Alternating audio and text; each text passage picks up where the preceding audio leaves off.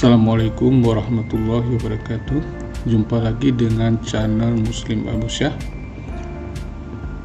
Kali ini kita akan belajar tentang sistem suspensi yang digunakan pada sebuah kendaraan. Jadi kendaraan-kendaraan apakah itu roda 4 maupun roda 2 itu semuanya menggunakan sistem suspensi yang berfungsi atau berguna untuk meredam kejutan-kejutan ataupun goncangan-goncangan karena berjalan di jalan yang tidak rata, ya. Nah, pada kesempatan kali ini saya akan membagi informasi terkait sistem suspensi yang menggunakan per daun atau leaf spring, ya. Karena pada kebanyakan kendaraan itu ada berbagai macam sistem suspensi yang digunakan. Ada yang menggunakan per daun, ya, sebagaimana yang akan kita bahas ini. Kemudian ada yang menggunakan per spiral dan ada yang menggunakan batang torsi, ya. Nah, ini kegunaan dari masing-masing sistem atau model atau jenis suspensi tersebut digunakan sesuai dengan kebutuhan kendaraan tersebut, ya. Misalnya untuk yang menggunakan per daun itu kebanyakan digunakan pada kendaraan-kendaraan yang mempunyai beban lebih berat, ya, karena kekuatan yang bisa ditampung oleh per daun itu lebih besar. Oke, sekarang kita akan melihat sistem suspensi yang menggunakan per daun yang dikombinasikan dengan shock absorber, ya. Nah, ini kita perhatikan komponen-komponen dari sistem suspensi tersebut. Nah, yang pertama tentu ada roda, ya, dan ban. Kemudian ada rangka. Ini ada rangka yang berwarna kuning menuju ke oranye, ya, ini rangka. Kemudian di sini ada peredam kejut atau shock absorber. Kemudian di bagian tengah ini ada gardan, rumah gardan atau box gardan, ya, ataupun yang sering disebut dengan diferensial, di mana di dalamnya terdapat gigi reduksi yang merubah putaran vertikal ke putaran horizontal yang akan disalurkan ke roda-roda, ya. Kemudian di bagian tengah itu ada as, ini bisa kita lihat nanti ada as, ya, as kardan. Kemudian ini ada propeller sub atau propeller yang terhubung dengan diferensial. Kemudian ini ada per daun itu sendiri, ya. Ini ada beberapa per daun yang disusun sedemikian rupa, kemudian yang diikat dengan clamp, ya, ada clamp per. Kemudian secara keseluruhan ini diikat dengan baut U. Ini ada baut U. Kemudian pada ujung-ujung per atau pegas di bagian depan itu langsung diikat pada rangka. Kemudian pada ujung di bagian belakang itu digantung dengan menggunakan gantungan atau shackle yang dipasang pada dudukannya di rangka. Jadi pada kondisi ini ada jarak sumbu per, ya, misalnya sekian sentimeter. Nah, pada saat terjadi tekanan di pair tersebut, maka pair tersebut itu akan sumbu jarak antara ujung-ujungnya akan bertambah, ya, karena shackle ini atau gantungan ini nanti dia akan bisa bergerak-gerak atau elastis, ya, karena menggunakan gantungan, semacam gantungan yang bisa bergerak. Nah, inilah secara keseluruhan bagian-bagian dari sistem suspensi. Sebenarnya sistem suspensi adalah partisi antara rangka kendaraan ini yang warna kuning ini dengan ban. Nah, ini dia. Jadi antara ban yang menghubungkan antara permukaan tanah atau jalan dengan bodi kendaraan itu dibuat partisi yang di partisi ini ada pegas, ya. Nah, ini dia pegas yang artinya ada jarak antara ban dengan bodi yang memberikan ruang gerak, ya, naik turun yang difasilitasi oleh pegas ini nantinya.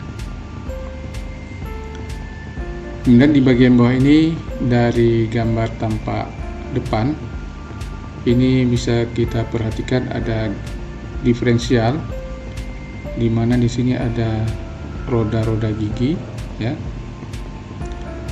yang tersambung dengan as roda ke kiri maupun as roda ke kanan, ya.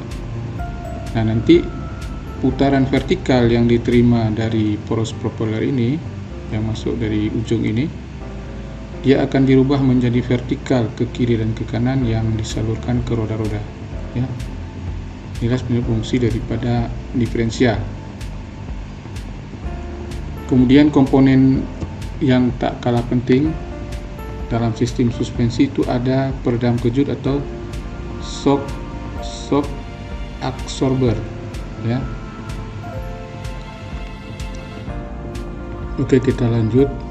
Kita sekarang akan melihat shock absorber, ya. Pada shock ini ada komponen as dan piston, kemudian ada klep, ya, atau katup, kemudian ada hidrolik, ya. Jadi di sini ada dua katup, ada katup yang sebelah kiri kita ini adalah katup di mana hidrolik itu akan tertekan ke atas saat peredam kejut atau shock ini mendapat tekanan, ya. Jadi saat shock ini mendapat tekanan atau dikompres, maka hidrolik yang ada di bawah itu akan naik melalui klep ini ke bagian atas, ya.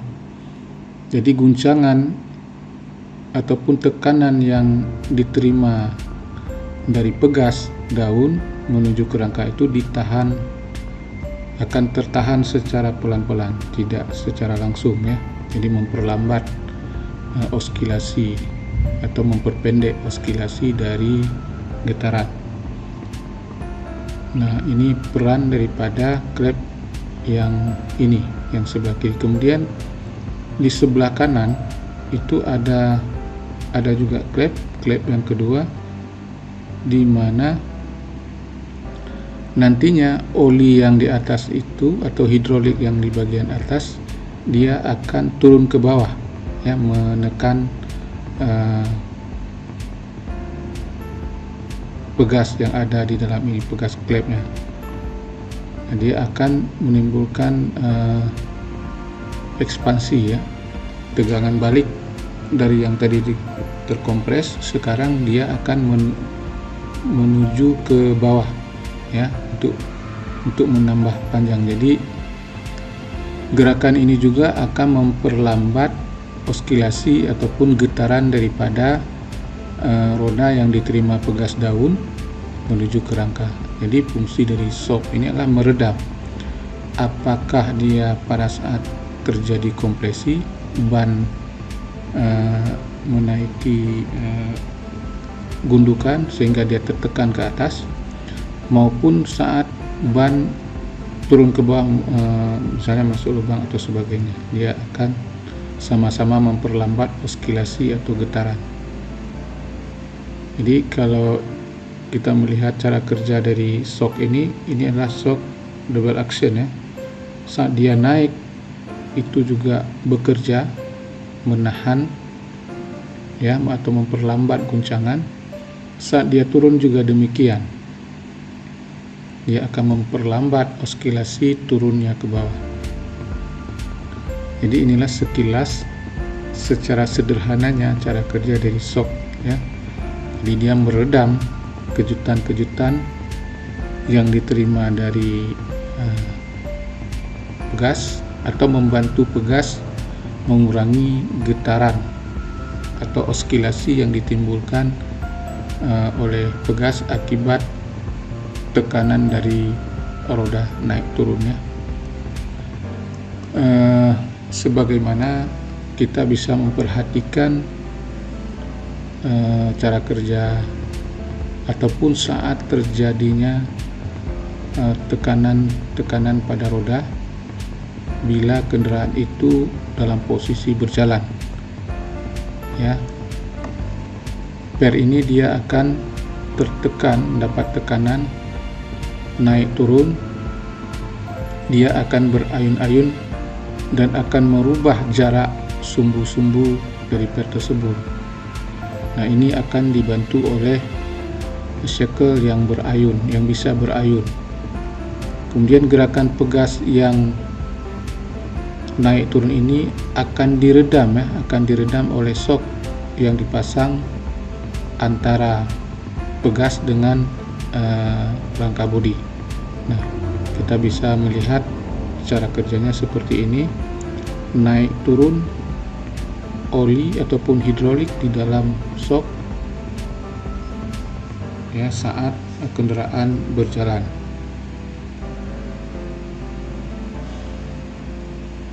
Silakan diperhatikan atau disimak cara kerja dari pegas maupun dari cara kerja dari shock. Intinya shock dan pegas, baik itu pegas daun maupun pegas spiral, itu bekerja sama dalam meredam kejutan-kejutan ataupun getaran-getaran yang diterima oleh kendaraan ataupun bodi kendaraan melalui ban ya.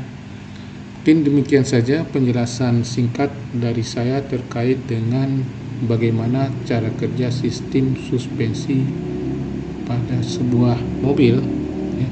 Mudah-mudahan bisa memberi gambaran. Terima kasih. Assalamualaikum.